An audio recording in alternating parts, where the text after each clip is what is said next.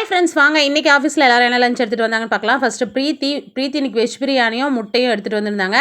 நான் மார்னிங் காமிச்ச மாதிரி கீரை, சாதம், கேரட் சிப்ஸ் எடுத்துகிட்டு போயிருந்தேன். சாம்பார் சில பல காரணத்தினால கை மாறிடுச்சு. அதுக்கப்புறம் அமர்நாத் என்ன எடுத்துகிட்டு வந்தாங்கன்னு பார்க்கலாம். அமர்நாத் வந்து இன்றைக்கி மாம்பழம், அதுக்கப்புறம் கீழே வந்து தக்காளி சாதம் எடுத்துகிட்டு வந்திருந்தாங்க. இன்னும் ஜோதி பாட்டி ஊர்லேருந்து வரலையா. இது வந்து அவங்களே ப்ரிப்பேர் பண்ணதாக தான் சொல்லியிருந்தாங்க. நல்லா தான் இருந்தது. அப்புறம் சந்தோஷ் என்ன லஞ்ச் எடுத்துகிட்டு வந்தார் அப்படின்ட்டு பார்க்கலாம். சந்தோஷ் இன்றைக்கி ஒயிட் ரைஸு, அப்புறம் மீன் குழம்பு எடுத்துகிட்டு வந்திருந்தார். சங்கரா மீன் குழம்பு எடுத்துகிட்டு வந்திருந்தார். இதுதான் அவர் எடுத்துகிட்டு வந்த மீன் குழம்பு. அப்புறம் ஆம்லேட் எடுத்துகிட்டு வந்திருந்தார். மீன் வறுத்தது எடுத்துகிட்டு வந்திருந்தார். ஆம்லேட்குள்ளே மீனை மறைச்சி வச்சுருந்தார் பாருங்கள். மீனுக்கு மேலே ஆம்லேட். அப்புறம் ஹெச்ஆர் சார் என்ன லஞ்ச் எடுத்துகிட்டு வந்திருந்தாருன்னா ஒயிட் ரைஸ் எடுத்துகிட்டு வந்திருந்தார்.